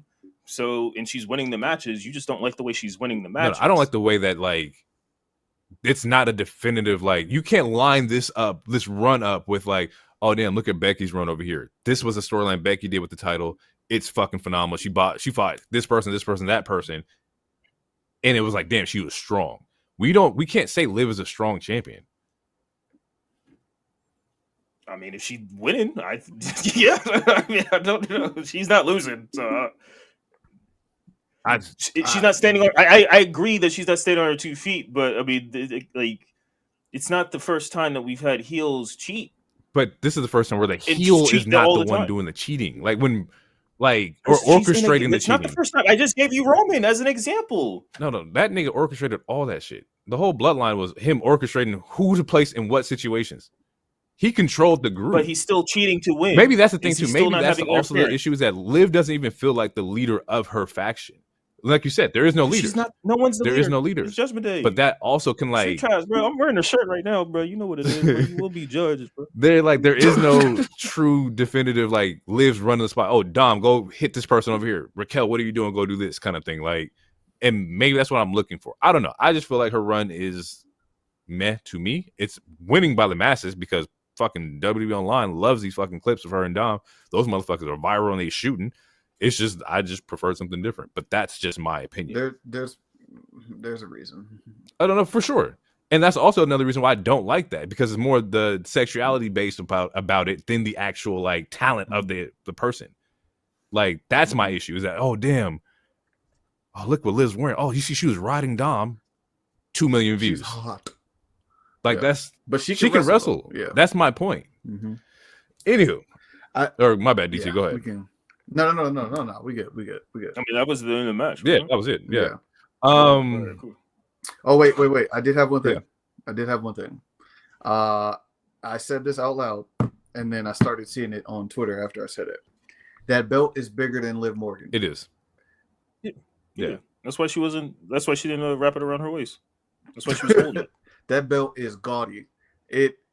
When it's in the case, you can, and they had it sitting up, it looks crazy. But then when you actually put it on the person or next to the person, that shit is insane. It's fucking nuts. So, yeah. That was it. I'll take this one real quick. This is the KO versus Randy, or what was supposed to be KO versus Randy, was actually complete chaos by KO. Before we get into that, Saudi was singing that shit. Saudi was singing that shit, yo. So much so that was the only match that they brought out the decibel meter for. That's how loud they were. Yeah. You didn't see the decibel meter on nothing else. No, they brought it up for Cody, but it did not hit. It only it only went to like the 90, like it went like to 96 and like dabbled at 100, but like Randy's was like what 105 or some shit. They like were that. Singing that shit. I didn't see They brought it out for Cody. They tried to bring it back. It was quick. Like, this shit not hitting at all. Put this shit away. Is it? Exactly. Yeah, they were singing that shit. I respected it. I was trying to think, was like the wave, when the crowd was doing the wave, was that in Paris when they did that? Was that France when they did the wave, like in the crowd and whatnot? But I'm like, this is like the first time where like crowd is mad active, yo. Like the international crowds once again are just smoking the US crowds. But like before, or as Randy's on the turnbuckle doing his pose and whatnot, he gets hit in the goddamn back of the leg with a chair strike by KO. And I was like, oh, okay. This nigga crash out. You trying to get some damage on before the bell ring. Fun fact, the bell doesn't ring. There's no match. This is not a match. Don't get a chance. Not even a chance to. Nope. So much chaos is happening here. There's like the back slam that happens on the table from Randy. As we get inside the ring, there's more chaos as like refs come down to try to stop the fight and whatnot. We then get Pierce and Aldis who come in. Fucking Randy RKO's Pierce. And I was like, smart man. And before that, KO stuns one of the refs. He stuns the ref. Yeah, I was like, oh, what the fuck is going on here? But yeah, Randy RKO's Pierce. And I was like, smart man, you fucking RKO the GM that can't get you in trouble. Big brain move. I see you. Yep. But completely unhinged. Just takeaway, I was really expecting this match. I wanted to see this match. I don't know if this segment necessarily made me more pissed off that the match wasn't happening or the fact that I got pump faked. I hate getting pump faked. Like, I'm sitting here like, damn, I wanted like to see them go 1-on-1. I'm waiting for it. This match is a non-compete. Don't pump fake me now. Fuck, I hate it. don't pump fake me now. But the table spot was cool because then the segment ends with KO jumping onto Randy through the table, and they're like, yo, we need to get Randy to a hospital, XYZ. I do like the tie-in here, right? Because Triple H did say, I'm trying to protect you from him. We have never seen him like this before. Do not you want the match? Fine. Don't listen to me. I tried to warn you. And now we see what he was mentioning, or what he meant by that is that KO didn't want the match. He just wanted to fuck you up. Yep. As I was writing the notes, I was like, because you had the refs come out, you had the officials come out, you had the GMs come out, and I was like, damn, the only person that could probably stop this match is Triple H. And in my mind, I just assumed he would come down with the mic and be like, see, this is exactly what I was talking about. Like, you wanted this. But yeah, no. Yeah, no.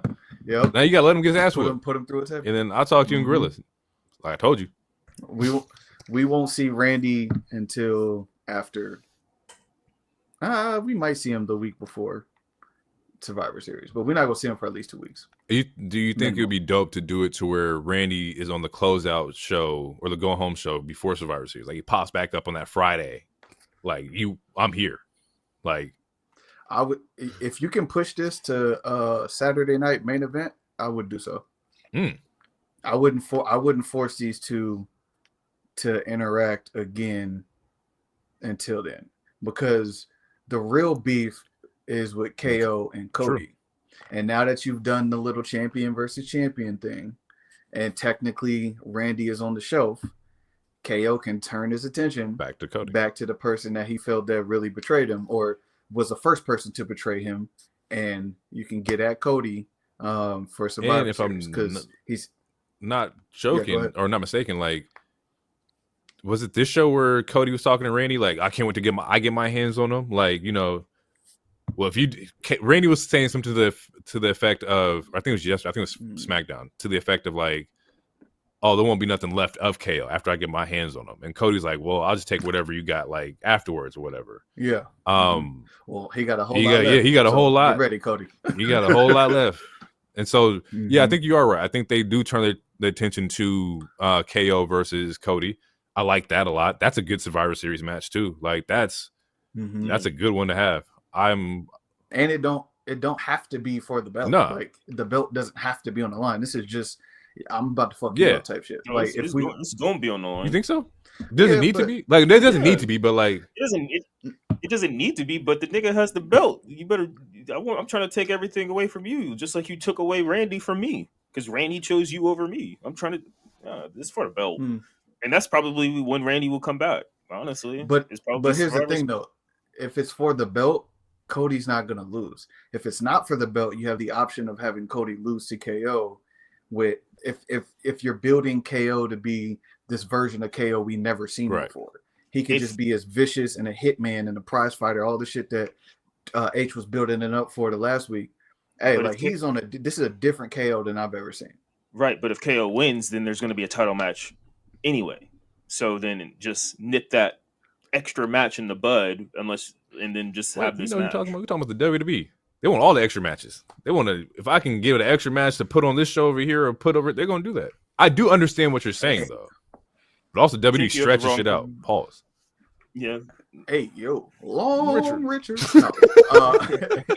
And you can officially pull Cody out of the Bloodline vortex, as y'all like to call it.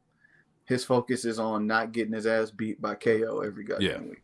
At this point, I would have KO at his like. I would have a shot where Cody comes off his bus, smiling, happy, KO out of nowhere with a goddamn pipe or something. As soon as he step off the bus. KO popping bus tires. We not done. I'm not finished with you. Like, yeah, I like it. No, that's what that makes the most sense. That he would be unhinged and doing unhinged things to Cody, like watching him, like just on stalker weird. Like, I just want to terrorize your life because my life is terrorized. Hit him with a golf cart. Yeah. That'd be a great callback. Yeah, so nothing too much happened. There was no match here, but it was a lot of, what ifs. And we kind of went through that already, but interested. Like I said, I didn't know if I liked it at the time, but after talking about it with you guys, it does make a little bit more sense of what they were trying to do here. And even I knew what the fuck they were trying to do. Andrade, Carmella Hayes, LA Knight. Yeah. US Championship. Does it need to be said? Smoker, heater, fire, magma, banging, hooper, balling, hooping, all the euphemisms. All of it. This shit was crazy. Cooking? Did we cooking? Say that yet? match was fire, match was great. On point, yo. I just wanted to be longer, like time wise. I need them to flush this out a little bit more because they just every time like it gets to the point where like they're in like rhythm, the match ends. At least for me, I'm like I need another like 5 minutes of this, yo, because they are cooking, yo. They started off with obviously Melo and Andrade going at each other. So LA back up, and then if you were watching LA, he puts up 8 fingers. He's like, "Oh, is this supposed to be game 8? Yeah, like, cool. Go ahead, do y'all thing." Like, I was like, but "Oh, okay." How do you feel about not having them finish that series? We never got there was no finish for it.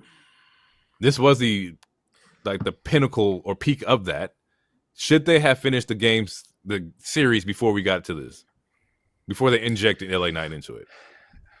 Well, from a business storyline, no.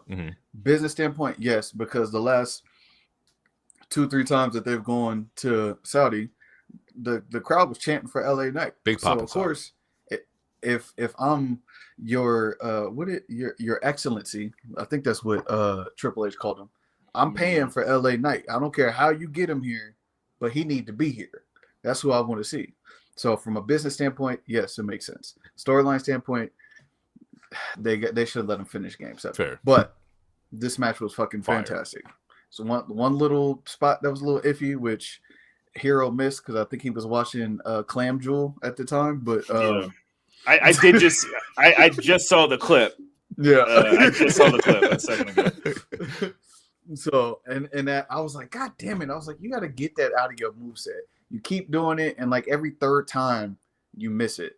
And just to skip to the post show, he was like, I'm mad I missed the spot because Big E asked him about it.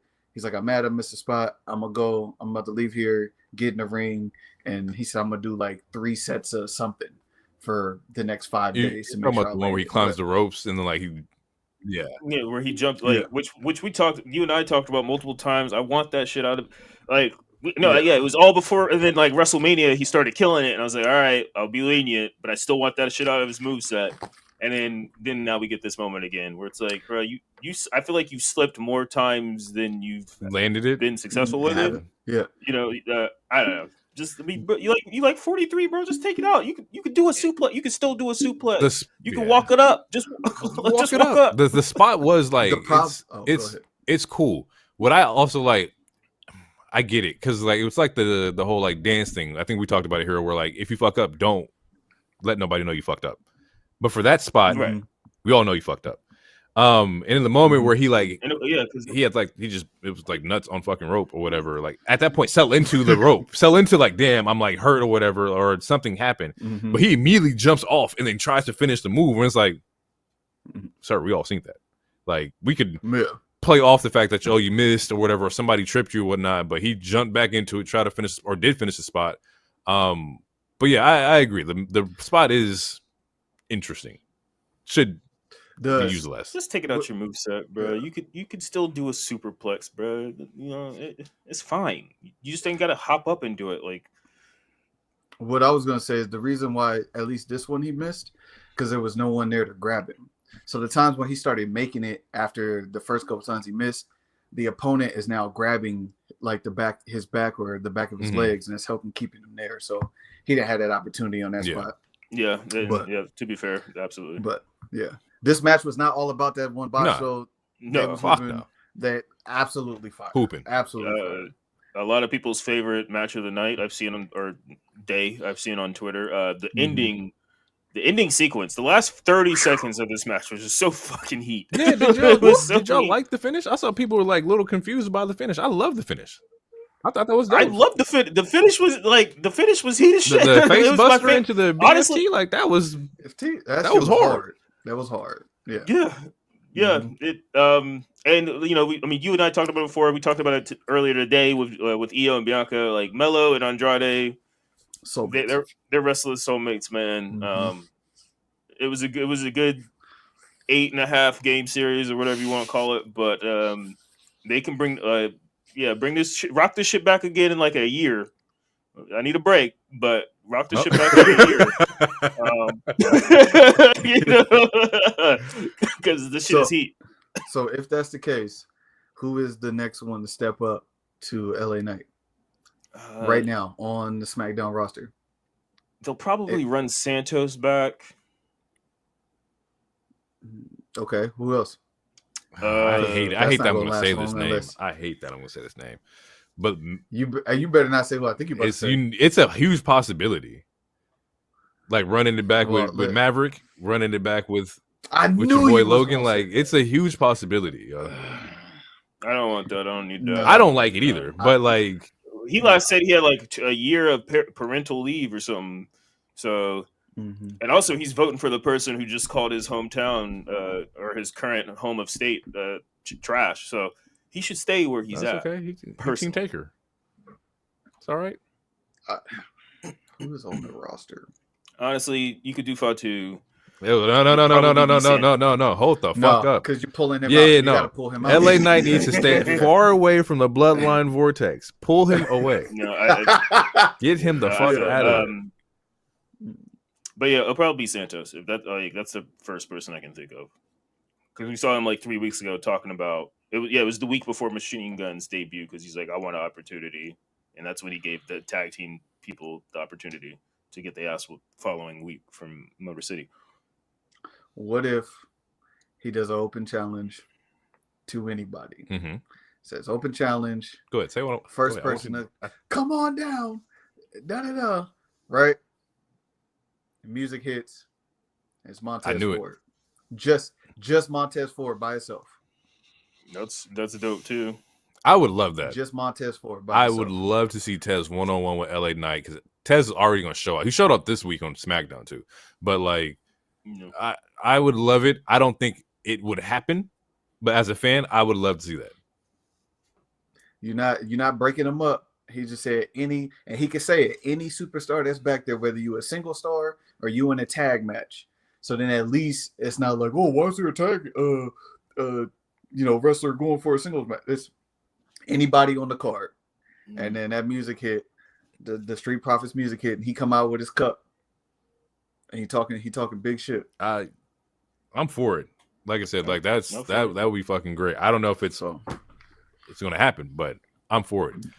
All right, with that being said, it's time to get into the main event. Woo.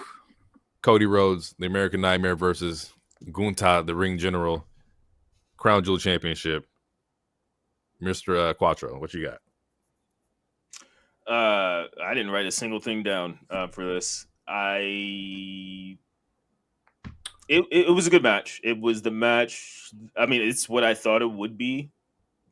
Well, no, actually, because their stint in the Royal Rumble 2023, I think, was a little more exciting than this personally. Yeah.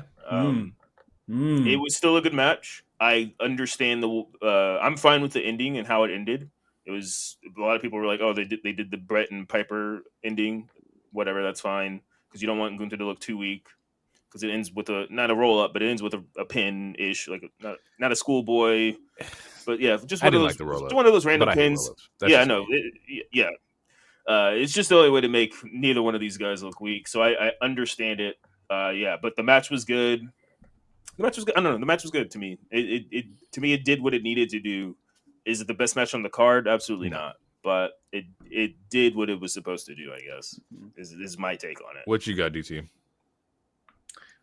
Before the match started, I told Hero I had Cody winning, and aside from the fact that Cody's Cody, but it was because they had already had Liv win, and at that point, if you're going to keep continuity, as we like to talk about, you can't have the world championship holder be quote unquote stronger than the brand title or the universal title. So that was the only reason why I went with Cody. Otherwise, stripping it down, I would have went with Gunther. And I think, like you guys said, I think it's fine. I just had an over-under on chops, and I met the chops. So I had an over-under of 9.5 chops, and that's what kept me interested in the match. Man was counting chops. Fuck the spot. Fuck the clothespins. Chops, bro. Yep, nope. I need the chops. I need to see if Cody can take them chops. And his chest looks similar to that of his Uso. His former tag partner and champion partner, Jey Uso. So I was cool with it.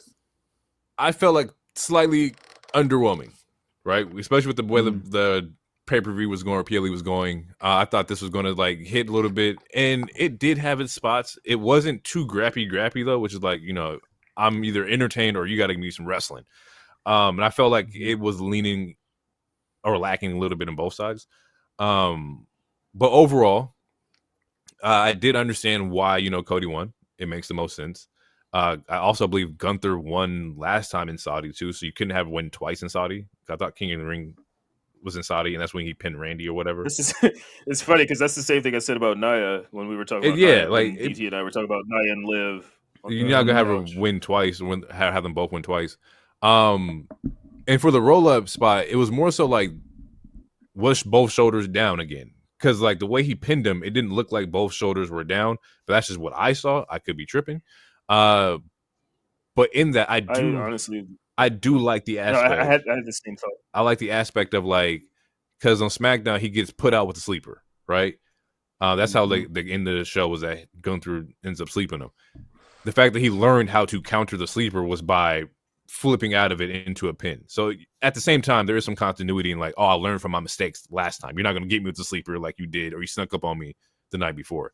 Yeah, overall, I'm okay with it. Nothing too fancy happened in this match. I wouldn't say it's like one of the premier matches of Cody's run or Gunther's run entirely. I'm glad it was just a one-off, and then we can let them do their own like separate things. This might be a hot take or controversial, but I think both of the Crown Jewel matches were not that. They were just okay. Yeah, they were the. Yeah. To me, they were the lowest on the like. I'd give both like if I gave every other match like a 4, I'm giving both the Liv and Nia and this one a 3 or something. Yeah, it's just very mediocre to me. There's nothing wrong with that. Well, if you think about it, right? So just think about how this came to be. It's gonna sound crazy, but when they announced the champion versus champion, our expectations was high. Like when they were about to announce the belt, etc. And then as soon as they told us what the belt was and what it was going to represent and how it was only going to be in one place, it immediately took all of the energy out of those matches because you knew what it was going to be. And for me, this PLE wasn't going to be that interesting until, and I almost wasn't going to watch it until they started adding more matches to the card. And then once they added the more exciting matches to the card and gave me a reason to watch, then I was invested in all of those matches because the other two they're showcases. They're literally showcases. So, yeah, you're absolutely right. Once we all kind of collectively realized none of this shit matters, it was like, with that, they did announce that they gave them rings. So the belts stay in Saudi. They have rings. Mm-hmm. The rings is fat as hell. Mm-hmm. Would you like the what? Someone made a joke. Was like, this is them trying to get MJF to come That's over. Funny. That's funny. Would you like to see them? Because the whole purpose of rings is to collect them. That's what he said in this little promo earlier. Is that he wants to see who can collect the most rings. Which means that we're getting at least 2 to 3 more years, 4 more years in Saudi. I thought the deal was 10 years. I'm not too quite sure or like what the details were. But would you like to see one of them repeat next year? Because if you're collecting rings, you want to see somebody have 2 on their hand, right? Or do you want somebody new to have them? And now we have this person has 1, this person has 1, and now 4 individuals have 1 ring only. Like, how do you want to do this? I go the second route, but if I had to choose, the first 2 time, I'm choosing Liv over Cody. I don't want to see personally. I don't want to see Cody with the belt past. You know that's going to be my next question too, because when they announced it, I don't want to see it. He has 209 days as champion. He's been the WWE champion for 209 days. You just said you answered my question, which was, do we want to see his run go past Mania? It's going to go past Mania. I think. If we're still getting him and Rock or him Rock and Roman in a 3B way, like I don't know, it's going past Mania. Will it last till the next SummerSlam? I'm going to say no, or at least would hope so. I don't like crazy, super long reigns. I don't think your reign should be as long as a president's run. No, it's impact with the reign. Like it could be a 60-day reign, but like you had impact in that 60 days. I'm cool. Mm-hmm. Right, and exactly. It doesn't. And me saying it doesn't have to be Roman again that gets the belt. Like I'm not. I know I'm like the Bloodline fan on the pod, but I'm not saying that the belt needs to go back to Roman. It's just, you said it's been 209 days. And in 209 days, the most interesting thing that has happened has been KO for me to this point. Yeah, KO has been the most. And I don't want it to sound like recency bias, but you had Solo go after the belt like twice. He did the little friendship match with AJ Styles. Twice, right? Who did he do it? He fought AJ twice. He fought KO. Did he do something with Randy? Right? Yeah, he hasn't fought Randy yet. Okay. No. Who So did he that's fight that, at Bash in Berlin? Logan? No, Logan was Or King of the Was Ring. it, then it was KO then, right? Let's find out. Yeah, maybe that was he had the yeah, right.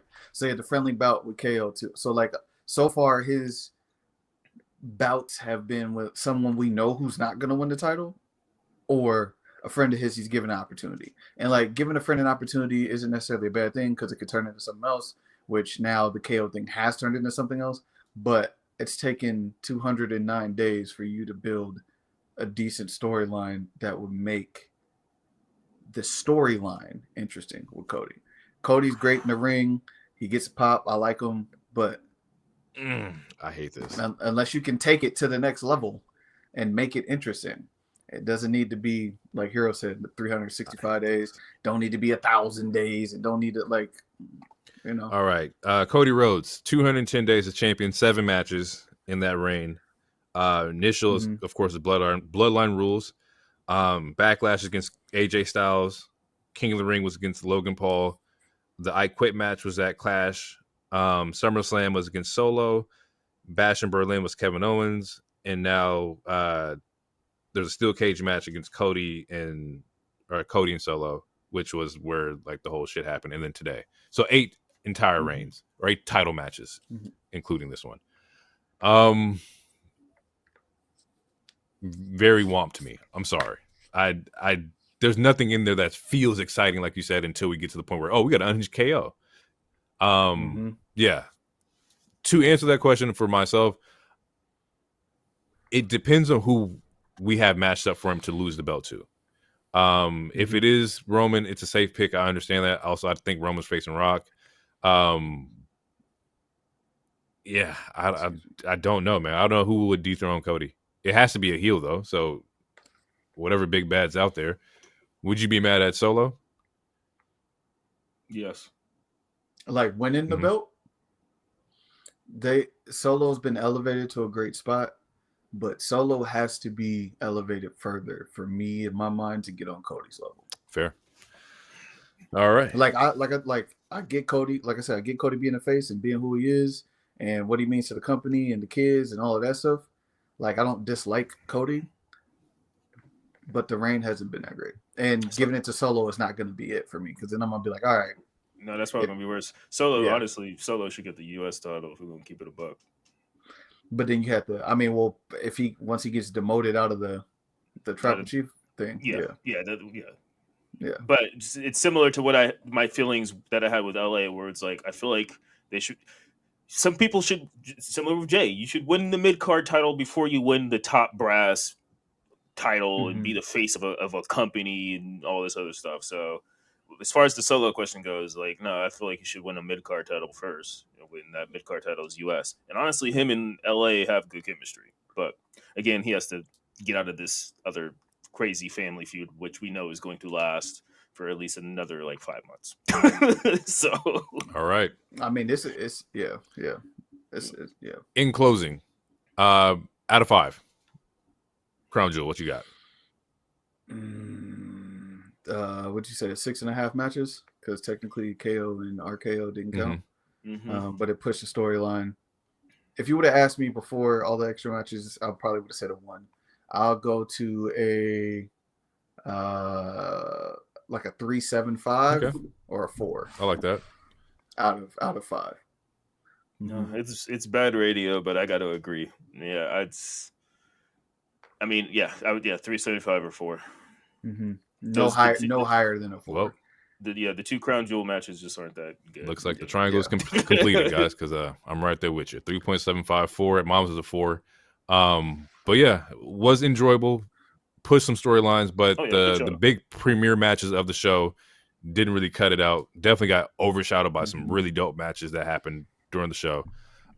Still, solid PLE. But with that being said, people, we're going to get out of here. It has been real. It's been great. Next week, we're back to the regular scheduled programming. I believe the next pay-per-view coming up for us will be Full Gear, I think, which is before I think it's Full Gear. Survivor Series. So be on the lookout for that. Yeah.